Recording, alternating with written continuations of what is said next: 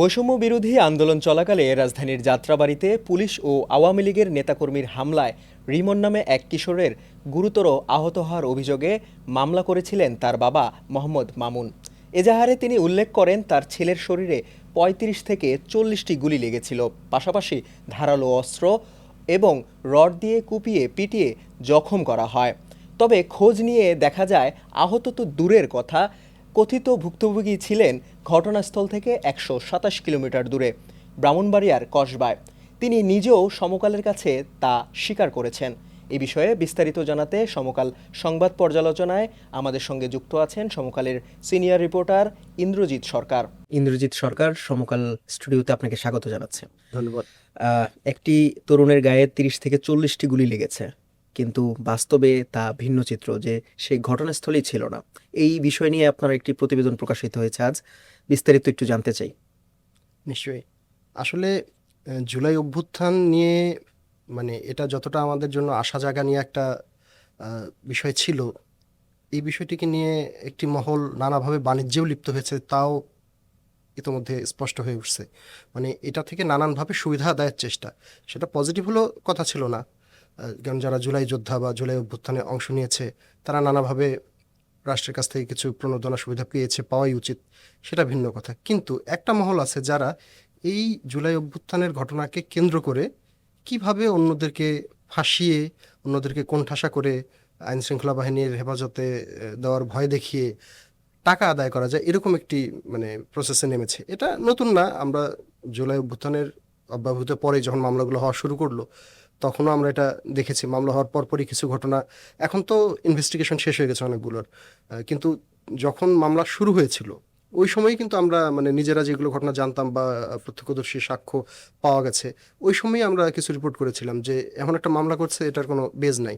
আবার এমন মামলা হয়েছে যে বাদী জানে না যে এই মামলাটা হয়েছে, বাদী বলতেছে না তো আমি তো এই মামলা করিনি, আমরাই রিপোর্ট করেছি, সমকালে ছাপা হয়েছে এরকম রিপোর্ট। তো এখন যে স্টেজটাতে এসেছে, এখন তো অনেকগুলো মামলা তদন্ত শেষ। এর মধ্যে পুলিশ ব্যুরো অফ ইনভেস্টিগেশন ওরা ১৬৫টার মতন মামলা বোধহয় তদন্ত শেষ করেছে। এর মধ্যে ৩৩টি ভুয়া, একেবারে ভুয়া প্রমাণিত হয়েছে। এছাড়াও আরও কিছু মামলা নানান কারণে প্রমাণিত হয়নি বা প্রমাণ করা যায়নি সাক্ষ্য প্রমাণের অভাবে, সেটা অন্য বিষয়, কিন্তু ৩৩টা মামলা ভুয়াই ছিল। তো যে মামলাটি নিয়ে আমরা রিপোর্ট করেছি, এই ৩৩টি মামলার একটি ধরেন সেটি। তার এরকম ঘটনা আরও অনেক আছে, অনেক মামলা তো এখনও তদন্তাধীন আছে, সেগুলোর মধ্যেও কিছু ভুল বেরোতে পারে। আপনার যেই রিপোর্টে প্রকাশ হয়েছে, যেই কেসটা নিয়ে আপনি স্টাডি করেছেন, সেটা সম্পর্কে একটু আপনাদেরকে বিস্তারিত জানান। হ্যাঁ, এটা হয়েছে কি, আমি একটা সূত্রে খবর পাওয়ার পর এই মামলাটা নিয়ে একটু কাজ শুরু করি। বেশ কয়েকদিন কাজ করেছে। এটা আসলে প্রথমেই শুনেছিলাম যে ঘটনাটা ভুয়া, এরকম কোনো ঘটনা ঘটেই নেই। কিন্তু আমার প্রথমে একটু ডাউট হলো যে ৪ আগস্ট যাত্রাবাড়ি, যাত্রাবাড়ি তো খুব ভয়ঙ্কর একটা জায়গা, ওই সময় খুব পরিস্থিতি ছিল, খারাপ পরিস্থিতি ছিল যাত্রাবাড়িতে, এবং ৪ আগস্টেও অনেক ঘটনা সেখানে ঘটেছে। এরকম একটা ঘটনা ঘটেই নেই বলাটা খুব টাফ ছিল আমার জন্য। কিন্তু খোঁজ খবর নিতে গিয়ে আমি যারা সেটা কেউ বিশ্বাসও করবে না অন্তত, কারণ যাত্রাবাড়ি তখন হটস্পট ছিল, অনেক মানুষ ওখানে আহত হয়েছে, মারা গিয়েছে। আপনার যে স্টাডিটা করেছেন তাদের বিস্তারিত একটু বলেন, যে কে ছিল, কিভাবে হলো, এটা একটু বলেন। সেটাই বলছি। তো আমি তো প্রথমে একটু খটকা লেগেছিল যে অনেক সময় হয় না যে যারা অভিযুক্ত তারা বাঁচার জন্য মিথ্যা কথা বলে। তো আমি তাদের অভিযোগটা আমলে না নিয়ে তাদের যেসব স্ট্যান্ড, যে কী কারণে আপনারা বলছেন যে এটা ঘটে নাই, তো সেই জায়গাগুলো থেকে কোয়ারি নেওয়া শুরু করলাম। পরে দেখলাম যে হ্যাঁ, ওই দিন তো অনেক রকম ঘটনাই ঘটেছে, কিন্তু স্পেসিফিক যে ঘটনায় মামলা হয়েছে এইরকম কোনো ঘটনা ঘটে নাই। তো যাই হোক, এক পর্যায়ে আমি ওই ভিকটিম যে তাকে খুঁজে পেলাম। সে ঢাকায় থাকে না, সে থাকে ব্রাহ্মণবাড়িয়ার কসবায়। তো সে নিজে স্বীকার করলো যে না, আমার গায়ে কোনো গুলি লাগে নাই, ইনফ্যাক্ট আমি কোনো আন্দোলনেও যাই নাই, আর আমি ঢাকায় থাকি না, ঢাকায় যাইও নি, আমি তো থাকি কসবায়, আমি এখানে ওয়ার্কশপে কাজ করি। তাহলে মামলা যে করেছে উনি আমার বাবা।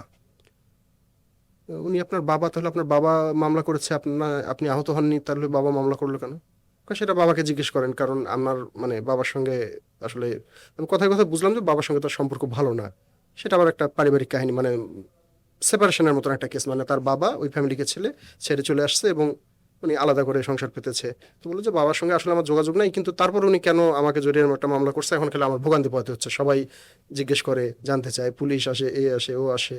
তো সে যেটা বলছে, মোট কথা ভিকটিম তো বড় পয়েন্ট, ভিকটিমই বলতেছে না আমার গুলি লাগা, কোপানো, মারধর করা কিচ্ছু না, ইনফ্যাক্ট আমি তো ছিলামই না ওইখানে, আমি তো থাকি কসবায়, যাত্রাবাড়িতে আমি যাইনি কখনো, তাহলে এই ঘটনার সাথে আমার কোনো সম্পৃক্ততাই নেই। এটা গেল বিষয়। তো তারপর আমি বাদীকে ধরলাম, যে বাদী যেটা উল্লেখ করছে যে তার ছেলে 4 আগস্ট ফেরার সময়, বাসায় ফেরার সময় আওয়ামী লীগ এবং পুলিশ নেতাকর্মী, আওয়ামী লীগের নেতাকর্মী এবং পুলিশের যারা মাঠ পর্যায়ে ছিল তারা সবাই মিলে হামলা চালাইছিল। হামলায় সে অনেকগুলো গুলি লেগেছে, এক জায়গায় লেগেছে যে 35 থেকে 40টা, আমরা ওই জায়গাটা ফোকাস করেছি যে 35-40টা গুলি লেগেছে।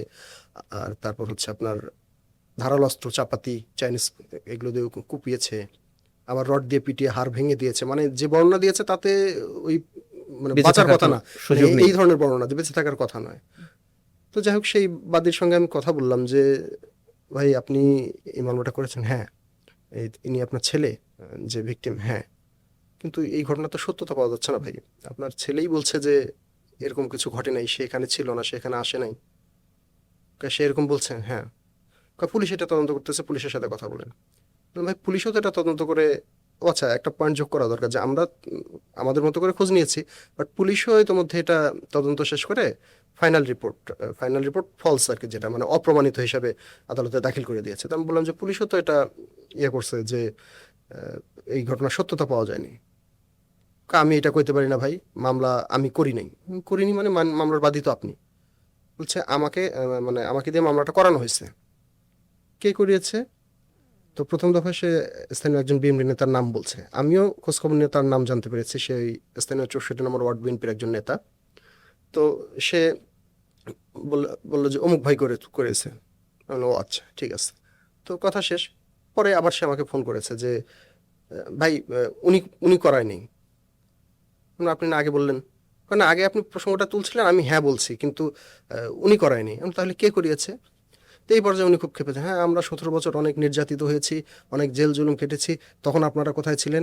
এখন মামলা সত্য না মিথ্যা এগুলো নিয়ে পড়ে আছেন, এই সেই মানে ভিন্ন প্রসঙ্গে যাওয়ার চেষ্টা করতেছে। আমি বললাম, ভাই সেটা তো অন্য প্রসঙ্গ, এই মামলা প্রসঙ্গে আপনি বলেন যে আপনার এই যে এই ঘটনাটা তো মিথ্যা, আপনার ছেলে এজাহারে আহত যা হয়নি। হ্যাঁ, বলেছেন আপনি সব এজাহারে যা বলেছেন তার কোনোটাই সত্য না, এরকম কিছু ঘটেই নাই। তখন সে লেভেলে কথাবার্তা বলে, রেগে যায়, এই সেই। হ্যাঁ, আপনারা কি করতে চান? আপনারা মানে আওয়ামী লীগের পক্ষ নিচ্ছেন, এই সেই। আমি বললাম, ভাই এখানে আওয়ামী লীগের পক্ষ নেওয়ার কি হলো? আপনি একটা মামলা করছেন যে মামলাটার কোনো সত্য পাওয়া যাচ্ছে না, এটা ফ্যাক্ট। আপনি তাহলে এই মামলাটা কেন করলেন?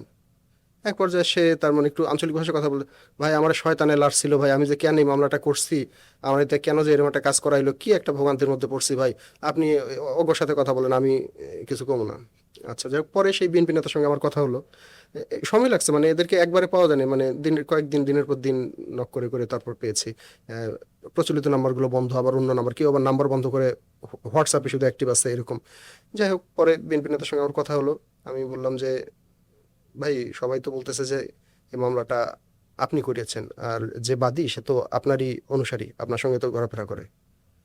তো উনি বললো যে হ্যাঁ, সে আসলে হয়েছে কি ভাই, ছেলেটা খুব মানে বাজেভাবে আহত হয়েছিল। এত বাজেভাবে আহত হয়েছে সেটা বলার মতো না, যদি দেখতেন। তো ও আমার কাছে এসে বললো যে ভাই আমার ছেলেটা যে এইভাবে আহত হলো, এটার কি একটা কোনো বিচার পাবো না? তখন আমি বললাম যে হ্যাঁ, বিচার তো হওয়াই উচিত। আর তাহলে তুমি মামলা করো, মামলা না করলে কিন্তু কোনো ইয়ে পাবা না, মানে কোনো আইনি কোনো ধাপ থাকবে না, তুমি কোনো সুযোগ সুবিধা কিছু পাবা না, সরকার যদি আহতদের কিছু দেয় সেটাও পাবে না। তবে আমি জাস্ট পরামর্শ দিয়েছি যে তুমি মামলা করো। এখন মামলা করার পর যেটা হয়েছে আপনার, সে মানে মামলা করার নিয়ম কানুন অতটা হয়তো জানে না বা বোঝে না, এই জন্য আমি একজন আইনজীবীকে দায়িত্ব দিয়েছি। কোন আইনজীবীকে? তো উনি একজন আইনজীবীর কথা বললেন যে এই আইনজীবীকে দায়িত্ব দিয়েছি। ওকে, তারপর কি হলো? এখন যে আসামিগুলো করছে এগুলো ভাই আমি করি নাই, এগুলো আইনজীবী তার মর্জি মাফিক নাম দিয়েছে। আইনজীবী কিভাবে মর্জি মাফিক নাম দেয়? মানে এটা তো বাদীর কাজ। বাদীর কাজ। বাদী যাদেরকে মনে করতেছে যে দোষী তারা সাব্যস্ত মনে করতেছে তাদেরকে নাম তাদেরকে দিবেন। করবে। না, এটা মানে আসলে আমরা যে নামগুলো দিছিলাম এগুলো বাদ দিয়ে উনি ওনার মতো করে এগুলো নাম ঢুকেছে যাদেরকে আমিও চিনি না। এটা একটা ভালো পয়েন্ট, কিন্তু যে বাদীও বলছে যে আসামিদেরকে সে চেনে না, আবার বাদী যাকে বলছে যে উনি করিয়েছেন মামলাটা, স্থানীয় বিএনপির নেতা, সেও বলছে যে আমি আসামিদের চিনি না। ঠিক আছে, মানে ফাইনালি কিন্তু মামলাটার দায়িত্ব কেউ নিচ্ছে না। ওকে আমি বললাম তাহলে সেই আইনজীবীর সঙ্গে আমার কথা বলতে হবে। ওকে, সেই আইনজীবীর সঙ্গে যোগাযোগ করলাম। আইনজীবী বলতেছে যে ভাই আমার কাছে যখন কেউ একজন আসে, আমি পেশাগতভাবে তো মামলা করাটাই আমার কাজ। সে মামলা করতে আসছে, বাদী নিজে বলছে, কাগজপত্র দিছে যে হ্যাঁ তার ছেলে আহত হয়েছে, তো আমি সেই ভিত্তিতে মামলা প্রসেস করে দিছি। আমার তো এটা পেশা, আমি তো তদন্ত করতে যাইনি যে এরকম ঘটনা ঘটছে কিনা বা কি হয়েছে। কাগজপত্র পাইছে, ওনার অভিযোগ পাইছে, অভিযোগের ভিত্তিতে একটা সিআর মামলা কমপ্লেন্ট রেজিস্টার, কোর্টে যেটা করা হয় আর কি। তো সেটা করেছি। তো পরে এখন আর আমি মামলাটা ফলো করছি না, কারণ হচ্ছে যে বাদী আর আসে না, বাদী আর আমার সঙ্গে যোগাযোগ করে না, টাকাও দেয় না। এটা তো আমার প্রফেশন ভাই, তো সে যদি মানে ফিনান্সিয়াল সাপোর্ট না দেয় আর সে যদি যোগাযোগ না করে, তাহলে তো আমি কন্টিনিউ করবো না। আমি তার মানে আপনি মামলাটা এখন দেখছেন না, কারণ আমি ওইভাবে দেখছি না। আমি তাহলে একটা জিনিস বলেন যে ওই ওই স্থানীয় বিএনপির নেতা উনি বলছেন যে উনি আপনাকে দায়িত্ব দিয়েছিলেন মামলাটা করার জন্য। হ্যাঁ। আমি বললাম, কিন্তু উনি বলছেন যে মামলার আসামিদেরকে উনি চেনেন না, এই আসামি নাকি আপনি বসিয়েছেন, আপনার মর্জি মাফিক বসিয়েছেন। উনি এই পর্যায়ে খেপে থাকেন। এটা কোনো কথা হতে পারে ভাই? একজন মানে লয়ার কি কখনো তার ইচ্ছা মাফিক আসামিদের নাম দেবে নাকি? ওনারা যাদের নাম বলছে তাদেরকেই আমি দিচ্ছি, আমি কেন মর্জি মাফিক নাম দিতে যাব? বলতেছে যে উনি কি বলছে যে আসামিদের চেনে না, মানে ওই বিএনপি নেতার কথা বলতেছে আইনজীবী। আমরা, হ্যাঁ, ওই বিএনপি নেতা তো বললেন যে উনি আসামিদের চেনেন না, বাদীও চেনেন না। তাহলে কে চেনে আসামিদের, মানে এরা আসামি হলো কিভাবে? তো ওই আইনজীবী বলতেছেন যে ওই বিএনপি নেতা বলছেন যে উনি চেনেন না, তো উনিই তো সাথে করে বাদীকে নিয়ে আসছিলেন আমার চেম্বারে। আর উনি যদি বাদীদের আসামিদেরকে না চেনেন, তাহলে কিছুদিন পর পর এসে যে এফিডেভিট করে একটা করে নাম বাদ দিছে। আমি এই পর্যায়ে আগেও শুনছি অভিযোগটা, ওনার কাছ থেকে ক্লিয়ার হলাম যে এই মামলা থেকে মানে আসামি করার পর ওই যে হয়রানি, মামলায় আসামি হলো তো হয়রানি, তো অনেকে পরে টাকা পয়সা দিয়ে নাম সরাই দিচ্ছে, একটা নাম সরিয়েছে। কেটে ফেলেছে। বলছে যে কতজন ছিল আসামির তালিকায়? লাস্ট যেটা আছে এখানে 69 জনের নাম উল্লেখ আছে, এছাড়াও আরো অজ্ঞাত পরিচয় 100-200 বা এরকম একটা ফিগার বলা আছে। এফিডেভিট করে যেই নামগুলো সরেছে হ্যাঁ, তার সংখ্যা ওইটা এক্সাক্ট বলা যাচ্ছে না যেহেতু। তবে আমি অন্তত একজন পেয়েছি এরকম। উনি আবার মানে কথা বলছেন, কিন্তু বলছে যে ভাই কিছু খরচপাতি গেছে, বাদ দেন এই প্রসঙ্গ। মানে এরকম আমি অনেককে পাইছি যারা টাকা দিয়েছে, দিয়ে এখনো মামলার নাম আছে, কিন্তু জানে যে এখন আর কিছু হবে না যেহেতু ম্যানেজ হয়ে গেছে। তো এর আগে এফিডেভিট করে অনেকের নাম বাদই দিছে যে না, এটা ভুলবশত এটা চলে গেছে, ভুলবশত হয়েছে। এরকম। আবার অনেকের নাম এখনো আছে, কিন্তু ওদেরকে হয়তো আশ্বস্ত করা হয়েছে যে তোমাদের কিছু হবে না। টাকা দিচ্ছে, এরকম 5-7 জনের সাথে আমরা যোগাযোগ করতে পেরেছি। তো তারা আসলে সাহস পায় না, মানে যে এটা নিয়ে আবার কমপ্লেন করার পর আবার যদি কোনো মামলা আসে বা কোনো ঝামেলা হয়। কিন্তু আমি মানে নিজের জায়গা থেকে কনফার্ম হওয়ার জন্য যে আসলে এরকম একটা ঘটনা ঘটেছে, এরকম 5-7 জনের সঙ্গে আমরা কথা বলেছি। তারা ঘটনা সত্য, কিন্তু তারা এটা নিয়ে আর বিস্তারিত বলতে চায় না। জি। আরেকটু বিষয় জানতে চাই, এখন বর্তমানে এই মামলাটার চূড়ান্ত প্রতিবেদনে কি লেখা আছে, কি আর কোন অবস্থায় আছে? আচ্ছা, পিবিআই এর তদন্তটাও ভালো ছিল। তো পিবিআই যে তদন্ত করেছে সেখানে তারাও ওই মানে আমাদের মতন ওই বাদীর সঙ্গে কথা বলেছে, তারপর যে ভিকটিম তার সঙ্গে কথা বলেছে, সংশ্লিষ্ট লোকজন, এলাকাবাসী, ঘটনাস্থল, আবার যাদেরকে আসামি করছে, সবই তারা যাচাই বাছাই করছে, করে পরে তারাও তো দেখতেছে যে ঘটনাটা প্রমাণ হচ্ছে না।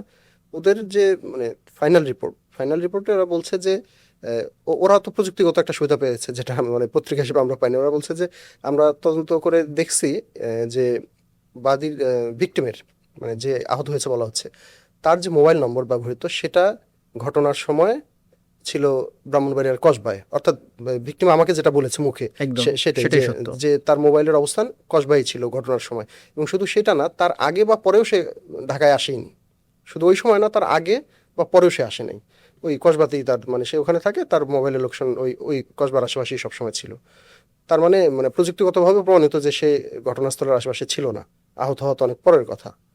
আর ওইটাই তারা লিখছে যে ঘটনার সময় বাদীর মোবাইল ফোনের অবস্থান এখানে পাওয়া যায়, তার মানে সে এখানে ছিল না। আর ভিকটিম নিজে যে বলছে যে সে ছিল না, সেটা উল্লেখ করছে তারা। মানে সব মিলে তারা কনক্লুড করছে এইভাবে যে মানে সাক্ষ্য প্রমাণ সবকিছু মিলে এটা প্রমাণ করা যাচ্ছে না, এই ঘটনার কোনো সত্যতা পাওয়া যাচ্ছে না, তাই আসামিদের অব্যাহতি সুপারিশ করা হচ্ছে। এরকম আরো অনেক মামলায় নিশ্চয়ই আছেন যেগুলো আসলে অমীমাংসিত এবং এ ধরনের প্রমাণ পাওয়া যাচ্ছে না, সেই বাদীগুলোর কি অবস্থা এখন, এবং যারা মামলার আসামি তাদের কি অবস্থা? এরকম অসংখ্য নিশ্চয়ই আপনার কাছে আছে তথ্য। অসংখ্য বলতে মানে একদম মানে এরকম ঘটনা ইদানিং খুব ঘন ঘনই পাওয়া যাচ্ছে। ঘন ঘন পাওয়া ঘন যাচ্ছে। ঘনই পাওয়া যাচ্ছে। ওই যে শুরুতে আমি ফিগারটা বললাম, যেমন আমরা সারা দেশের সব পরিসংখ্যান হয়তো পাচ্ছি না, কারণ পিবিআইটা এই মুহূর্তে আছে যে তারা 165টা মামলা তদন্ত শেষ করছে, এর মধ্যে 33টাই ভুয়া। 33টাই ভুয়া। ভুয়া। এর বাইরে বাকি সব যে প্রমাণিত তা কিন্তু না। এর বাইরে আরো কিছু সংখ্যক মামলা আছে যেগুলো তারা প্রমাণ করতে পারেনি। সেগুলো নানান সীমাবদ্ধতার কারণে তাদের হয়তো মানে প্রয়োজনীয় যে তথ্য প্রমাণ পায়নি, বা বাদী প্রয়োজনীয় সাপোর্ট দেয়নি, সাক্ষী আসেনি, এগুলো নিয়ে কিছু ঝামেলা আছে। অন্তত যে 33টা প্রমাণই হয়নি, মানে এগুলো ঘটনার সত্যতাই পাওয়া যায়নি, তো এটা তো একটা ফিগার আছে। এছাড়াও এই কয়েকদিন আগে দেখলাম মানে 27 এপ্রিল একটা মোহাম্মদপুর ঘটনায় ফাইনাল রিপোর্ট দিয়েছে।